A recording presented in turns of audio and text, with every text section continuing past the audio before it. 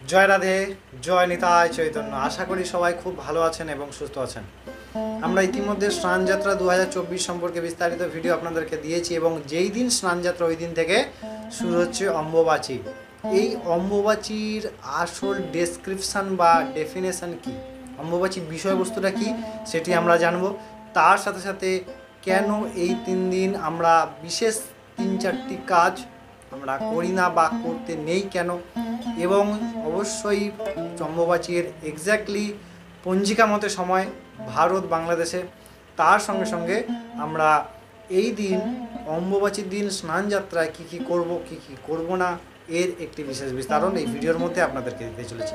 চলুন শুরু করা যাক। এই 2024 সালের অম্বুবাচী 22শে জুন অর্থাৎ শনিবার শুরু হচ্ছে ভারত বাংলাদেশ তথা সমস্ত দেশে। এবার আমরা প্রথমেই এই অম্বুবাচীর সময়ে দুটি দেশের মধ্যে দেখে নিই যে কোন দিন কোন সময় থেকে কোন দিন কোন সময় পর্যন্ত থাকছে। তারপরে আমরা এই অম্বুবাচী কি এবং কেন শুরু হয়েছে এবং কেন এই পালন করা হয় এবং এই দিন কামাখ্যা মন্দির কেন বন্ধ থাকে এই সম্পর্কে বিস্তারিত আলোচনা করব। প্রথমেই চলুন আমরা দেখে নিই যে ভারতে অম্বুবাচী 2024 ভারতে এর সময় 22শে জুন শনিবার সকাল 8টা 43 মিনিট থেকে শুরু করে 25শে জুন মঙ্গলবার সকাল 9টা সন্ধ্যা 9টা 8 মিনিট পর্যন্ত, রাত্রি 8 মিনিট পর্যন্ত। এবং বাংলাদেশে একই 22শে জুন সকাল 9টা 13 মিনিট থেকে শুরু করে 25শে জুন রাত্রি 9টা 37 মিনিট পর্যন্ত এই অম্বুবাচী থাকছে। এই অম্বুবাচী কি না, সূর্যর সিদ্ধান্ত মতে বা সূর্যপঞ্জিকা মতে আষাঢ় মাসে সূর্য যখন মিথুন রাশিতে প্রবেশ করে তখন ধরিত্রী মাতা বা বসুমাতা রসবতী হন বা ঋতুবতী হন।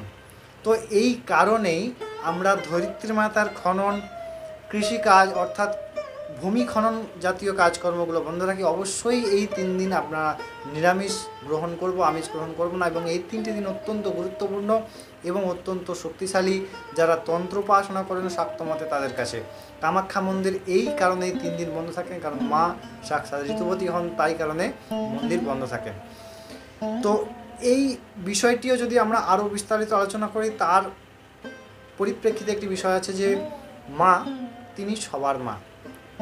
অনেকে মনন করেন যে মা কালী বা মা দশ মহাবিদ্যা যারা আছেন তারা ক্ষতি করেন বা শুধুমাত্র তন্ত্রগত তন্ত্র মানে আমাদের একটা খারাপ টেন্ডেন্সি আমাদের মাথায় থাকে যে তন্ত্র মানে তন্ত্রের আসল বিষয়গুলি হচ্ছে তারয়তি ইতিতন্ত্র, যা তারণ করতে পারে। হ্যাঁ, প্রত্যেকটা বিষয়বস্তুরই খারাপ এবং ভালো দিক আছে।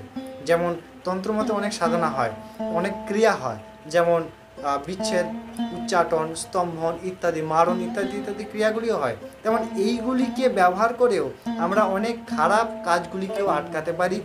অবশ্যই প্রত্যেকটি জিনিস, যেমন একটি পয়জেনের দ্বারা শুধুমাত্র মারা যায় না, আমরা নিজেদের কিছু বস্তু যেমন আমরা সেই বিষ প্রয়োগ করি কোথায় না, উদ্ভিদের মধ্যে যাতে করে পোকা না লাগে, কারণ সেগুলি সংরক্ষণ করার জন্য। আবার ওইটি যদি আমরা গ্রহণ করি তাহলে আমরা কিন্তু মারা যাব। তো প্রত্যেকটি বিষয়ে খারাপ ভালো আছে। এবার যারা খারাপ কাজ করেন তাদের সেই ভগবান গীতায় বলছেন যারা ভূত ইত্যাদির পূজা করেন তারা ভূত প্রাপ্তি হন, তার জন্য মাকে দোষ দিয়ে লাভ নেই। কারণ এই তন্ত্র ব্রহ্ম শক্তি, কারণ প্রত্যেক মন্ত্রের প্রধান বীজ ওম, যাহা ব্রহ্মস্বরূপ অক্ষর ব্রহ্ম হিসেবে ভগবান বলছেন।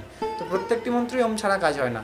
সুতরাং অবশ্যই এই বিষয়গুলো মেথা রাখবেন এবং কেউ যদি এই প্রকার অসৎ কাজের মধ্যে লিপ্ত থাকেন আপনারা এই দিক থেকে সাবধান থাকবেন, কিন্তু কেউ মাও বাঁচাবে না আর বাবাও বাঁচাবে না।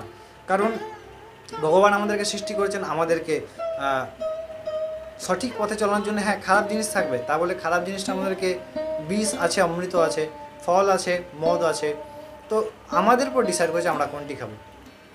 চলুন এরপরে অম্বুবাচীর বিস্তারিত বিষয়বস্তু বললাম যে এই দিন থেকে আপনারা এবার আসি যে নিষিদ্ধ 3টি কর্ম প্রধান আমিষ দ্রব্য বর্জন করবেন, কৃষিকাজ, মাটি খনন জাতীয় কাজকর্ম অবশ্যই বন্ধ রাখবেন, এবং আপনারা পূজা আচ্ছা করতে পারেন, পূজা আচ্ছা করার কোনো বাধ্যবাধকতা নেই। তবে এই দিন এই সময় মা কামাখ্যার মন্দির 3 দিন বন্ধ থাকেন, যেহেতু মা ঋতুবতী হন সেই কারণে। কারণ তিনি জগতের মা, তিনি জগৎ প্রসব করেন, বিশ্ব প্রসবিনী বলা হয় মাকে জন্য। তিনি সকলের কল্যাণ করেন, তিনি সকলের মঙ্গল করেন, তিনি কারো অমঙ্গল করেন না। এবং অবশ্যই স্নানযাত্রা পড়ছে এই অম্বুবাচীর দিন থেকে 22 তারিখেই। এবং আপনারা নিশ্চিন্তে ভগবান শ্রী জগন্নাথের অভিষেক করুন এবং নিশ্চিন্তে ভগবান শ্রী জগন্নাথের স্নানাভিষেক অবশ্যই হলুদ, চন্দন, মধু ইত্যাদি দ্বারা আপনারা অভিষেক করতে পারেন, কোনো অসুবিধা নেই।